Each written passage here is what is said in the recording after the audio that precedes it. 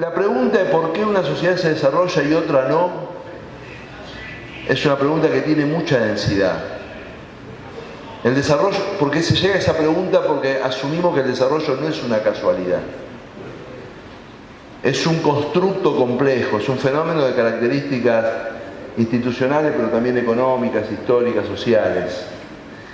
Entonces, cuando asumimos esa complejidad del desarrollo, la pregunta, si lo podemos transformar en un objeto de política pública, yo diría, no hay ninguna otra forma de acceder al desarrollo. O está en el centro del diseño de las políticas públicas el objetivo de alcanzar esa atmósfera, que nosotros, esa atmósfera de relaciones sociales, calidad institucional y producción sofisticada, que le hemos puesto el nombre de desarrollo, o no se va a producir. Es impensable que se produzca como fruto de una casualidad. Porque son tantas las cosas que hay que articular, son tantos los elementos en los que hay que poner énfasis, que esos no son nunca elementos casuales. En el caso argentino, Argentina es un país particular porque alcanzó estándares de desarrollo en términos relativos más importantes de los que tiene hoy. Buenas tardes.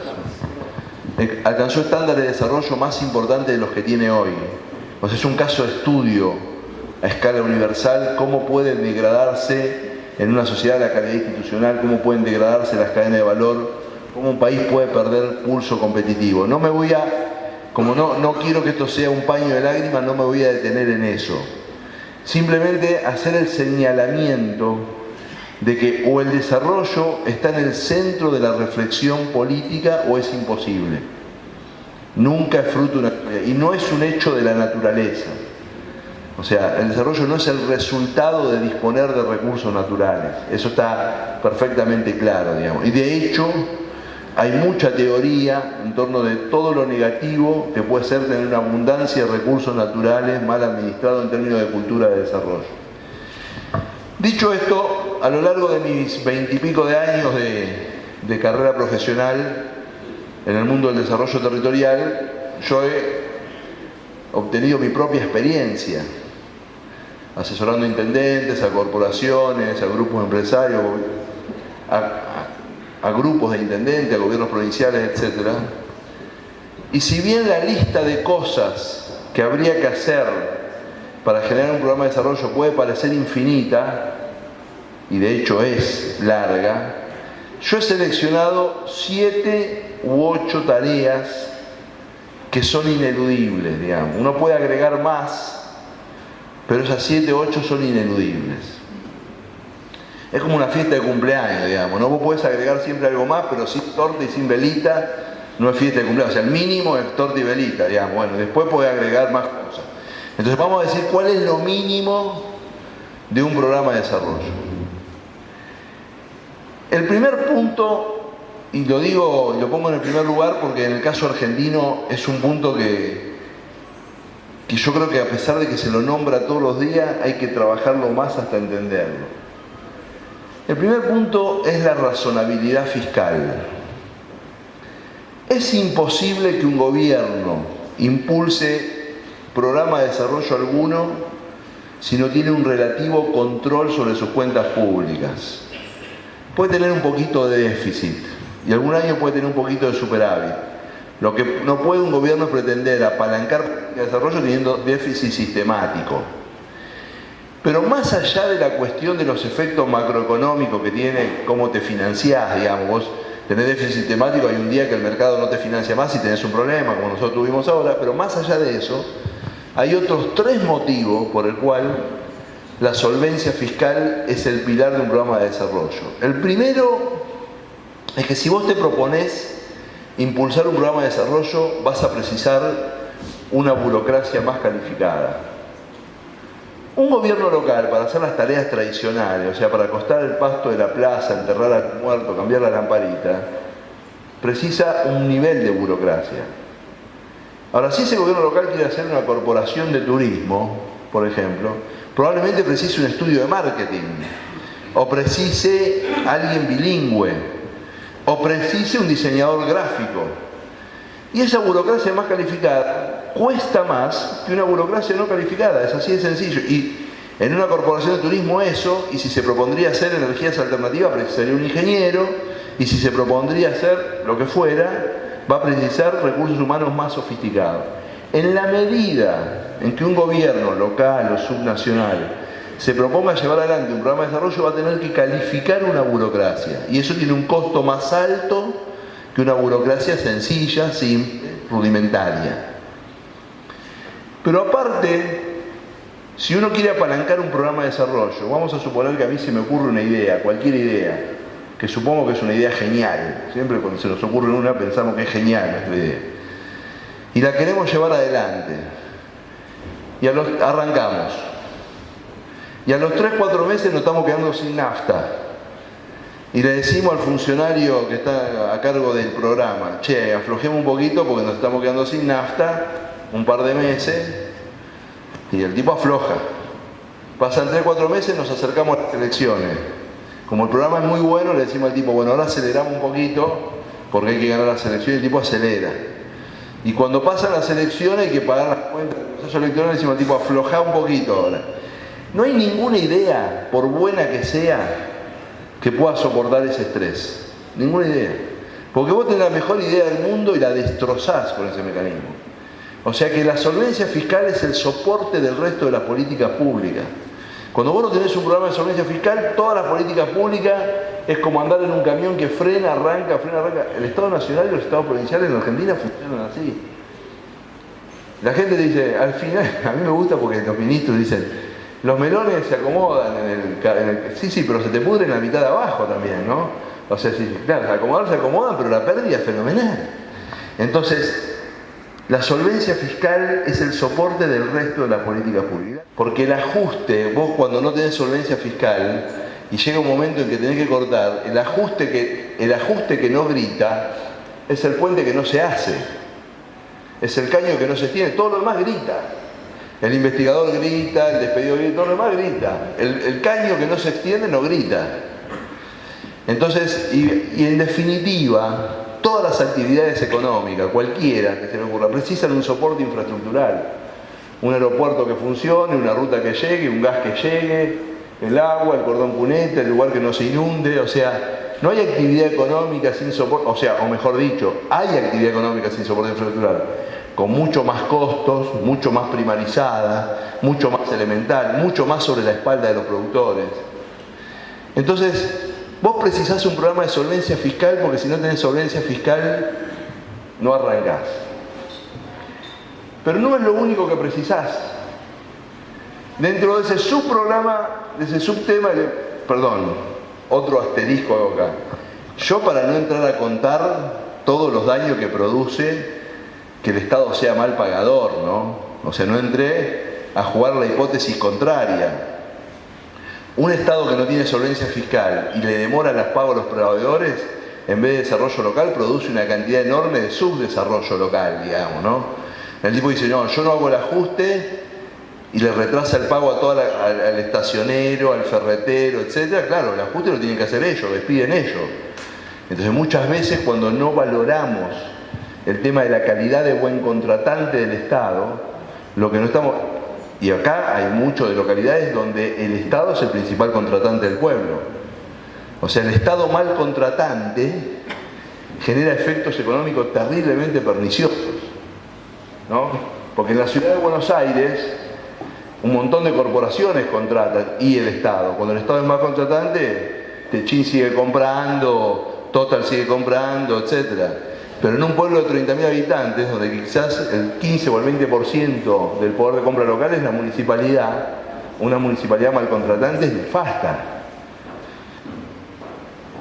No tener un programa de solvencia fiscal tiene esas implicancias, pero ahora me voy a detener en una como segundo ítem, que es el tema de la infraestructura. Porque nosotros no lo pensamos como yo se lo voy a presentar en general, puede pensar que alguno particularmente lo piense, pero el problema de fondo de la economía argentina es que la economía argentina es una economía descapitalizada. Descapitalizada en materia de infraestructura, descapitalizado su Banco Central, descapitalizadas sus empresas que tienen dificultad de acceso al crédito y por lo tanto no hacen como lo que llaman los gringos el upgrade tecnológico, el salto a tener un estándar tecnológico, más allá que la empresa sea grande, mediana o pequeña, un estándar tecnológico que la haga competitiva. Descapitalizada en términos de capital humano. No sé si todos saben lo que es el bono demográfico. El bono demográfico es que cuando en un momento de la historia te entran a la edad activa más personas que las que se te van a la pasiva. Entonces se considera que eso es bueno porque vas a tener más gente trabajando y menos pasivos que mantener. La Argentina en este momento está en zona de bono demográfico. O sea, cada día la Argentina saca del mercado de trabajo una cantidad de gente y le entran más potencialmente. Entonces, en teoría tendríamos que estar contentos, porque estamos en zona... La situación inversa, que se te jubilan más y entran menos, que lo que está viviendo China ahora, es súper problemático, porque tenés más viejos y menos gente para mantener esos viejos. Pero esa situación de bono demográfico es buena cuando el que entra tiene por lo menos la misma capacidad que el que sale. Si el que sale sabe hacer un montón de cosas y el que entra no, estás en un lío que no sabes cómo te llamás. Lío en el que está Argentina hoy. Que la generación que entra al mercado de trabajo es menos competitiva que la que sale. Y eso también es un proceso de descapitalización cognitiva. Ni hablar del capital social, que también se pierde. O sea, la Argentina es un país descapitalizado. El proceso de recapitalización es un proceso súper complejo. Si invertimos más en infraestructura, tenemos que consumir menos en términos públicos. Si la empresa invierte más en el salto tecnológico, los dueños tienen que retirar menos utilidades. Si queremos estudiar más, tenemos que ir menos a la milonga. O sea, todos los procesos de capitalización tienen un costo del otro lado. Y recapitalizarte te permite producir más y mejor, pero mientras tanto tenés que vivir la peluda es la del medio. Y ahí un tema muy importante es el tema de la infraestructura. Porque como vas a tener pocos recursos en tu proceso de recapitalización, vos tenés que decir, ¿qué hago? ¿Una red de aeropuertos para low cost o una red ferroviaria? Y tenés que hacer un estudio porque capaz que no tenés plata para invertir en tren de aeropuerto y la extensión del ferrocarril. Para las dos cosas, tenés que tomar opciones.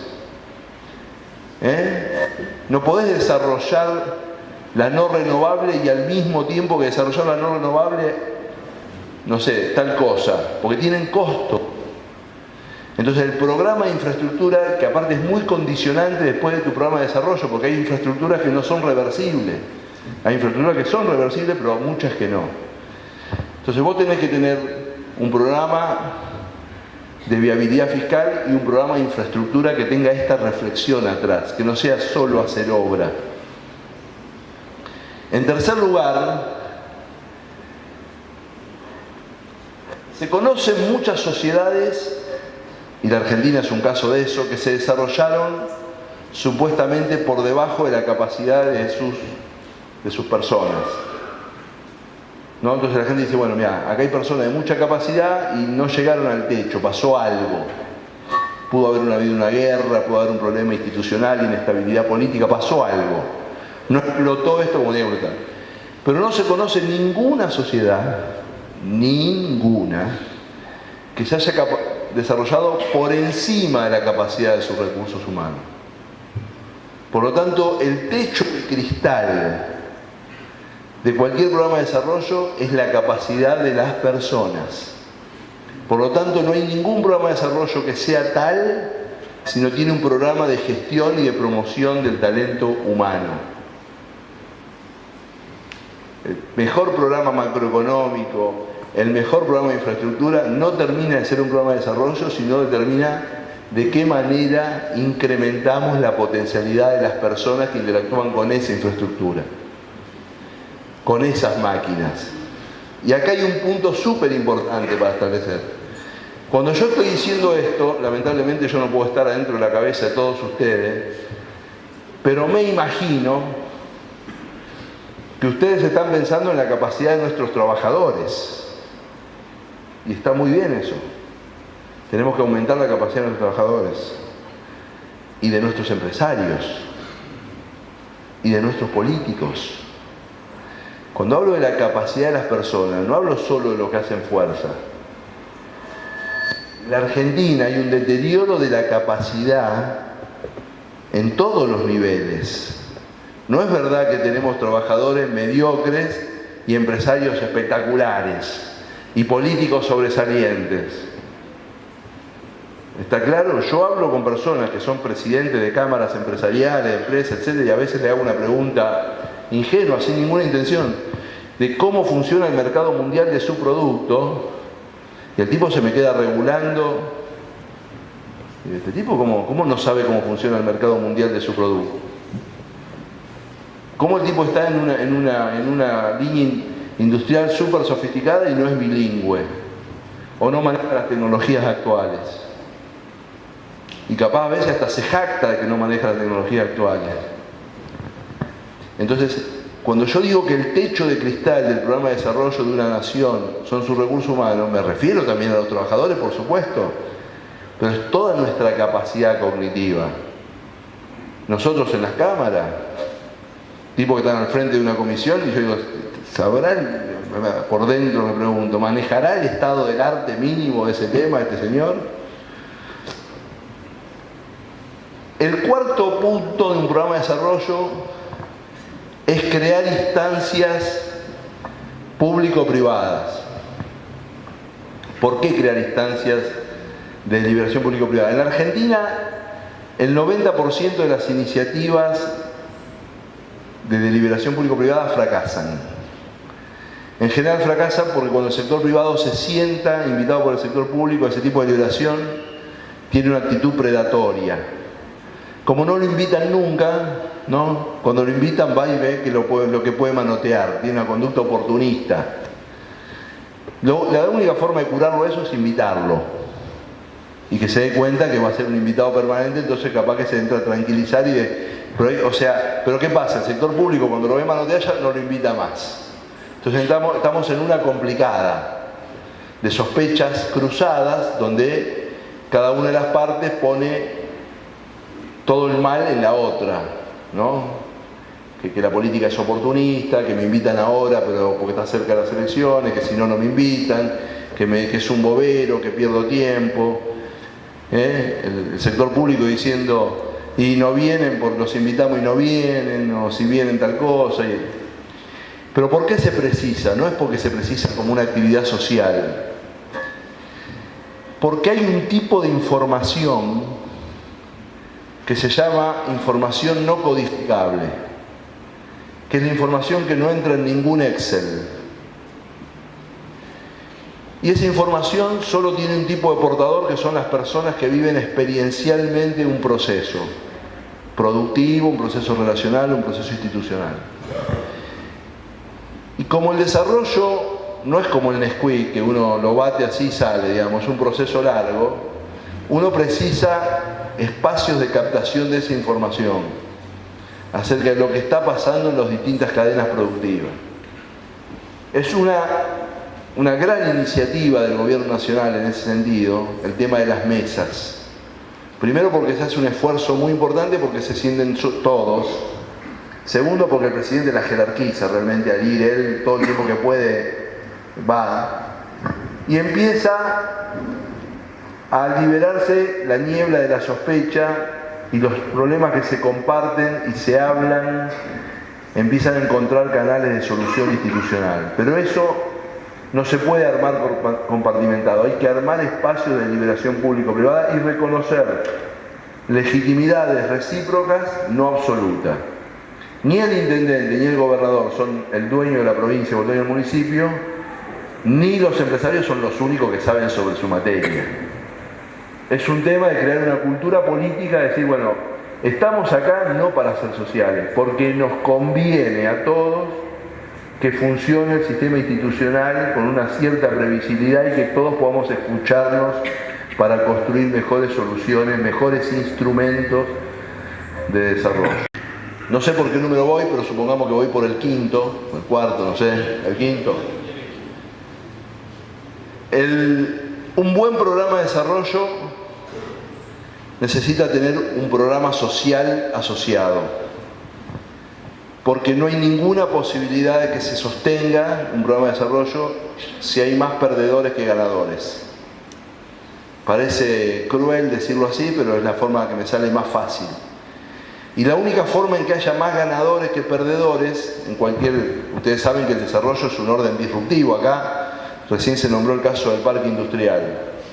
Vos creas un parque industrial, te vienen las empresas y las empresas contratan según ciertos criterios. No tenés el secundario completo, no te contratan, no estás en condiciones sanitarias, no te contratan, etc. Entonces, en definitiva, había un pibe que había dejado en segundo año, no entra. Pudo haber habido un intendente, no lo sé, que diga, bueno, hagamos un ejercicio de terminalidad educativa para que tratemos de que entre la más cantidad posible. Porque si, no puedo hacer una cosa que le funcione bien solo a pocos, tengo que tratar que le funcione a los más posibles, porque son esos más posibles los que van a sostener el proceso. Es uno de los problemas más grandes, por ejemplo, ahora en Vaca Muerta, para que no vean que no es teórico lo que yo digo. La industria petrolera es muy estricta, pero muy estricta, y hace bien, con las condiciones sanitarias para contratar. Cuando te contrata una industria, una empresa petrolera, es porque está sano. De hecho, mucha gente que cree que está sana, se entera que no está sana en el preocupacional porque le dicen, tenés en la octava vértebra una cosa, y el tipo ni le dolía y no lo contrata. Los que están adentro ganan muy bien. Condiciones horribles de trabajo, a 100 kilómetros, un viento, un frío que te golpea, te duele toda la mañana, una cosa terrible, no importa, pero ganan un montón. Pero quedan muchos afuera. Como quedan muchos afuera, ¿qué se produce? Una sociedad rencorosa. Una sociedad tremenda. Entonces, ahí los intendentes, por ejemplo, tienen que pensar, porque quizás hay mucha gente que no puede trabajar en el petróleo, pero son sociedades ricas donde hay consumo, esa gente puede trabajar en otras cosas. De hecho, en el petróleo hay muchos servicios que no tienen que ver con la tarea en campo. Pero, cuando más te vas hacia eso, más capacidades precisás. Pero no trabajás en eso, el problema no es un problema económico. El problema es que en un momento empieza la conducta impugnatoria. Como vos no ganás nada, a vos no te importa que no funcione el bombeo del petróleo, cortar la ruta y que no funcione. Total, vos sos perdedor neto. No gano yo, que no gane nadie. Terrible. Y eso pasa, ¿eh? Ese tipo de conductas impugnatorias pasan. Por lo tanto, un capítulo importante de un programa de desarrollo es el capítulo social. Hay que generar programas de desarrollo donde sean muchos más los ganadores que los eventuales, ojalá que no haya ninguno, perdedor. Y para eso hay que pensar estrategia, porque el desarrollo no es naturalmente incluyente, hay que hacerlo incluyente. La sexta cuestión es la más difícil, en la que más me voy a detener, porque se habló de futuro y... Un sociólogo famoso, Manuel Castells, que estudió como 100 cadenas de valor hace unos 20 años atrás y descubrió que la parte del león, como dice en el barrio, o sea, el segmento de mejor rentabilidad de todas las cadenas, siempre es un segmento asociado a la innovación, ¿no? En la cadena de valor del textil, el diseño se lleva más que la propia producción. En la cadena del valor de la logística de alta complejidad, todos los factores de inteligencia se llevan más inclusive que el esfuerzo de las máquinas, etc. Conclusión: no seremos desarrollados si no somos innovadores, porque si no somos innovadores nos vamos quedando haciendo las tareas de baja rentabilidad. Para ingresar a las tareas de alta rentabilidad vamos a tener que ser innovadores. Y es un problemita. ¿Por qué es un problemita? Porque que la innovación sea un problema público, o sea, que un país defina que a través de políticas públicas va a estimular que sus empresas y sus organizaciones sean innovadoras, es un fenómeno que tiene apenas 20 años en el mundo. O sea, no hay antecedentes. O sea, mejor dicho, hay pocos antecedentes en estos 20 años. De hecho, Corea, Italia, Israel, Argentina da un premio a la innovación. Argentina entró rápido a la idea de que no nos es indiferente agregar o no innovación. En las organizaciones, y nosotros tenemos cadenas de valor, como la cadena de producción agropecuaria, que es muy innovadora en el marco de la cadena, el silo bolsa, la siembra directa, etc. Pero el punto es que la innovación es muy riesgosa. El que innova arriesga mucho, el disruptivo arriesga. Y ya se descubrió que, contrariamente a lo que nosotros tenemos acá prejuiciosamente, las sociedades más innovadoras del mundo, a excepción de una, son sociedades muy estables políticamente. Canadá, Dinamarca, Suecia, Corea. La única excepción es Israel, que está en guerra y es muy innovadora. Porque es muy difícil que los agentes económicos tomen riesgo sobre riesgo. En un país que ya es riesgoso en sí, los agentes económicos no arriesgan más porque ya tienen el riesgo de su propio riesgo. O sea, probablemente la Argentina, si tuviera una macroeconomía más estable, una contractualidad, los empresarios serían más innovadores. Pero no se animan a ser innovadores porque tienen el propio riesgo del ciclo económico y no toman riesgo empresarial en el marco del riesgo del ciclo económico. Pero este punto de que si no somos innovadores no seremos desarrollados es un temón, porque no sabemos cómo hacer para que las empresas sean innovadoras. No sabemos qué botón hay que apretar para que las empresas sean innovadoras. No está escrito. Se están ensayando cosas, pero no tenemos una fórmula para qué hacer para innovar. Pero tiene que ser un problema público muy grande. Y cuando hablamos de innovación, no es cualquier novedad. Estamos hablando de innovación socialmente útil, la innovación que produce rentabilidad económica. La innovación que atiende mejor a una necesidad o a un deseo de mercado, se anticipa y da una respuesta en términos económicos y sociales. No estamos hablando de la novedad cholula. O sea, todas las innovaciones que nosotros consumimos tremendamente desde el WhatsApp, el Facebook, etc., es porque satisfacieron una necesidad que teníamos. Si no hubiéramos tenido la necesidad de comunicarnos rápido, el WhatsApp hubiera sido un fracaso. O sea, hay alguien que tuvo la capacidad de observación y la disciplina organizacional para que sus cuadros técnicos den respuesta a una cosa que era una necesidad, si no, no tendría el éxito que tiene. Y ahí hay un punto, ¿no? La economía argentina es muy poco innovadora. Por lo tanto, se queda en los eslabones de la cadena que capturan menos renta. Ese es un problema. Dos cosas más. Yo podría decir, capaz dejo un pedacito para las preguntas. El desarrollo hoy no es lo que era hace 30 años. Digamos, en los últimos años hemos aprendido mucho, por la experiencia de países, de regiones, de ciudades, hemos aprendido mucho y ya cada vez menos creemos en que el desarrollo sea excluyentemente, como se creía hasta los años 70, la industrialización intensiva. Fue ganando lugar el concepto agregación de valor. No importa que el valor lo podés agregar industrialmente, lo podés agregar a través de los servicios. Hay países, o sea, a nadie se le ocurriría pensar que Nueva Zelanda, con una participación de la industria en el PBI bajísima, es una sociedad subdesarrollada. ¿No? Tiene toda una cantidad de indicadores sociales que muestran un nivel de desarrollo enorme, a pesar de la baja participación en el PBI de la industria. O sea, hoy cada vez más hablamos de agregación de valor. Y este es un tema, porque esos procesos de agregación de valor no industriales ponen en cuestión de cómo me incluyo yo en los procesos de agregación de valor. En el tema industrial era muy fácil, porque empezaba solo mano de obra disciplinada. En el mundo del desarrollo del futuro pasa a precisar otros talentos. Y ahí tenés todo un tema, digamos, que tiene que ser parte de una agenda de desarrollo. Un gran tema, y lo dejé para lo último, es que hoy por hoy un programa de desarrollo territorial no está completo si no incluye un programa de visibilidad territorial. O sea, que desde afuera se identifique a esa provincia, a esa región, a esa ciudad, como un ícono que conjuga una serie de virtudes.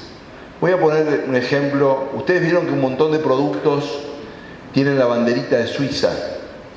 Por ejemplo, la navaja Victorinox tiene la banderita de Suiza, el chocolate Lindt tiene la banderita de Suiza, el reloj Swatch tiene la banderita de Suiza, las mujeres, alguna mujer me va a interpretar, las cremas Le Prairie tiene la banderita de Suiza, la Unión de Bancos Suizos tiene la banderita de Suiza. Bueno, en Suiza hay una ley por la cual no todos los productos suizos pueden tener la banderita de Suiza. Tenés que pasar por un comité que te autoriza a usar la banderita de Suiza. Porque y se paga. O sea, Victorinox paga un derecho por usar la banderita de Suiza. Porque ellos tienen perfectamente identificado que el mundo le reconoce valor a algo que esté producido bajo normas en Suiza o con control suizo. Esto, que es el caso máximo de explotación de la visibilidad territorial, lo han hecho un montón de países, ciudades, etc. O sea, es una práctica habitual empezar a alinear un territorio con un conjunto de factores, como destino de la investigación científica, como centro financiero internacional, como lugar de producción de alta calidad, como lugar de calidad agroalimentaria, como lugar con atributos ambientales, etc. Pero ese producir en la cabeza del otro, esa sensación de que estoy interactuando con un lugar que tiene esos atributos, es una política. La tuvo Barcelona con su calidad urbana, la tuvo la Toscana con su calidad agroalimentaria, la tiene California, o sea, es una política, no es producto de una casualidad. Y esa política le agrega a los productos y servicios del lugar un plus de reconocimiento, de acceso a mercados o de precio. O sea que hay un aspecto del desarrollo territorial que está vinculado a las políticas de visibilidad territorial. En el mundo de la globalidad, cómo nos expresemos también se incluye en el precio. Yo voy a dar un dato triste: hay una gran cantidad de vinos argentinos que salen al mundo como vino de Mendoza o producto de Mendoza y eluden explícitamente poner Argentina, porque lo consideran marca negativa. Terrible. Terrible. ¿Esto qué significa? Si uno suma política de estabilidad fiscal, ¿no? El ministro de Hacienda tiene que encargarse de eso con el gobernador o el intendente o el presidente. Política de infraestructura, obras y servicios públicos, vialidad, tal. Recursos humanos, educación, cultura, ministro de salud, etc. Coordinación público-privada, las áreas de gobierno, ¿no? Las relaciones con la sociedad civil. Políticas sociales, ¿no? Políticas de gobernanza. Política de innovación, ciencia y técnica. Política de visibilidad territorial. O tenés a todo el gabinete comprometido con un programa de desarrollo o no tenés un programa de desarrollo. Un programa de desarrollo no es del ministro de la producción. Porque si el ministro de la producción tiene una tarea muy importante, pero no es solo del ministro de la producción. Esta idea de que el desarrollo debe ser el centro de un programa de gobierno y que debe articular a todos estos sectores, nos obliga a pensar en equipo. No hay ninguna posibilidad que un solo talento exprese la agenda de dificultades, problemas, desafíos que esto significa. Se precisa mucha gente trabajando y mucha gente asumiendo estos criterios de estabilidad fiscal, promoción económica, inclusión humana, etc. No se resuelve con un solo talento. Esa cantidad de gente tiene que aceptar mecanismos de trabajo, formas de toma de decisión, cronogramas de acción, dificultades. El camino al desarrollo es un camino pedregoso, no es un camino... Quiero aclarar una cosa: si el subdesarrollo es tan persistente, es porque hay un montón de intereses que ganan con el subdesarrollo. El subdesarrollo no es persistente nada más porque es persistente, ¿no? La mentalidad monopolista, la actividad primaria en términos solo extractiva, el abandono del cuidado de los bienes públicos, son un montón de cuestiones que en muchas sociedades persiste y constituyen un límite al desarrollo. Cuestiones que encarnan en personas, en organizaciones y en formaciones políticas. El desarrollo no es un camino pavimentado, pero el principal desafío de una fuerza política frente a una campaña electoral es decirle esto a la sociedad, decirle que es difícil, pero que vale la pena intentarlo y que no intentarlo tiene un costo muy alto. Argentina, yo voy a terminar con esto, si dejamos un tiempo a las preguntas, está hace 40 años, para no hablar de la década pasada nada más, en una rotonda. ¿Vieron un auto que da vuelta en una rotonda? La rotonda es más o menos así. Tenemos una restricción externa, nos faltan dólares en un momento determinado, por X. La de 1975 fue porque aumentó el precio del petróleo y no teníamos autoabastecimiento. Nos faltaban dólares. Para resolver ese problema, el mercado o el gobierno impulsan una devaluación. Si es controlada lo hace el gobierno, si es descontrolada lo hace el mercado. Importás menos y exportás más. Pero esa devaluación tiene un conjunto de consecuencias sociales. El gobierno se vuelve impopular, ¿no? Se resuelve lo de los dólares, pero el gobierno se vuelve impopular. ¿Por qué? Con la devaluación hay una aceleración de la inflación y pérdida de capacidad adquisitiva del salario. Como el gobierno se vuelve impopular y los argentinos somos muy impacientes, esos gobiernos en el siglo XX en esa circunstancia caían, ¿sí? Y venía otro gobierno. Y ese otro gobierno que venía, que podía ser por un golpe o lo que fuere, ¿sí? Ya venía con el ajuste hecho porque la devaluación se había producido. Para construir legitimidad aumentaba el gasto público. Al aumentar el gasto público construía legitimidad para sí. Pero volvían después ¿a qué? A faltarle dólares, porque ese gasto público se iba a consumo, consumíamos más dólares. ¿Y cómo lo resolvíamos? Con una devaluación. Esa rotonda en la que estamos hace 40 años, y que yo espero que esta vez salgamos de esa rotonda, nos impidió pensar el desarrollo, que era pensar realmente cómo hacemos para que nuestra economía produzca mucho más dólares de lo que produce, y para eso le debemos proveer al mundo un conjunto diversificado, un set, se dice, de productos que reúnan muchas condiciones, nos traigan los dólares y nos produzcan niveles de cohesión social aceptables con nuestras expectativas. Entonces, cuando vos mapeás lo que Argentina exporta, te das cuenta que nosotros creemos que somos unos campeones del mundo, pero no lo somos. Exportamos un poquito más del 10% de nuestro PBI, el 60% de lo que exportamos, a excepción de la soja que se introdujo como novedad, eran productos que exportábamos hace 100 años y que los podemos exportar, muchos de ellos, gracias a que tenemos un set de recursos naturales extraordinario, y nos va bien cuando los precios de esos productos son buenos y nos va mal cuando los precios de esos productos son malos. O sea, que significa que no somos unos campeones del mundo, porque precisamos un hecho externo, que el precio de esos productos sean buenos para que nos vaya bien. O sea, no ganamos de visitante, ganamos siempre de local. Yo tengo un grupo de amigos, con esto voy a terminar, para dejarles una pregunta maldita. Yo tengo un grupo de amigos con los que nos juntamos a comer una vez por mes. Y todos amamos la Argentina y tenemos debates muy apasionados mientras comemos y nos tomamos unos vinos. Y una vez vino un amigo que no venía siempre al grupo y nos escuchó y nos hizo una pregunta. Y nos dijo, ¿fuimos unos campeones del mundo o fuimos Dubái?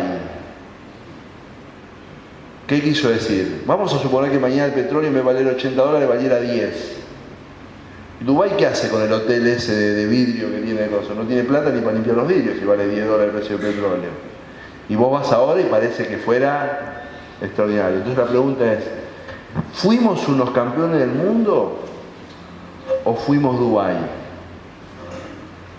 Es una hermosa pregunta.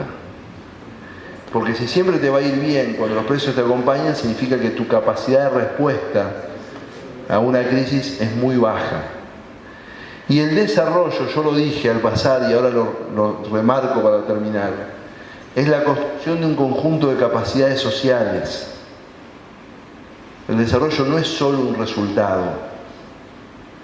Si vos no pudiste construir ese conjunto de capacidades sociales para generar bienes públicos, bienes sofisticados y calidad de vida, vos te los pudiste haber ganado en la quiniela, los bienes públicos. Pero no es el desarrollo. ¿Está claro? O sea, si mañana la soja valiera $1000, el gobierno tendría todos los problemas resueltos. Pero no pasamos a ser desarrollados, nos lo ganamos en la quiniela. Me cuesta terminar. Vamos a suponer que yo me gano la quiniela y con mis amigos hacemos una fiesta y nos vamos con un barco a pasear por el Río de la Plata. Y tomo de más y me caigo al río. Y no sé nadar. Y mis amigos no saben nadar. Y gané $5 millones en la quiniela. Y no sé nadar. ¿Qué me pasa si no sé nadar? No. O sea, $5 millones, ¿para qué me sirven en ese minuto? Porque yo no incorporé ninguna capacidad adicional con los 5 millones. Claro, ahora, si yo lo agarro los 5 millones y voy a aprender alemán, a nadar, estudiar el cielo, etc., sí, pero yo los 5 millones inmediatamente solo no me producen más capacidades. ¿Me explico? Entonces, si mañana, para sacar a la Argentina de lado y no nos duela tanto, vuelve a valer $150 el barril de petróleo, a Venezuela se le arreglan todos los problemas. Pero no aprende a nadar inmediatamente. Si no invierte en ciencia y tecnología, si mejora la calidad institucional, sería el equivalente de aprender a nadar. ¿Me expliqué? El conjunto de capacidades que llamamos desarrollo tiene como uno de sus efectos generar mayor riqueza. Pero desarrollo y riqueza no son sinónimos. El desarrollo es un conjunto de capacidades sociales y eso es trabajo. Eso es una agenda política que instala en los actores sociales la necesidad de producir esta capitalización técnica, infraestructural, cognitiva, que te da capacidad de respuesta. Muchas gracias.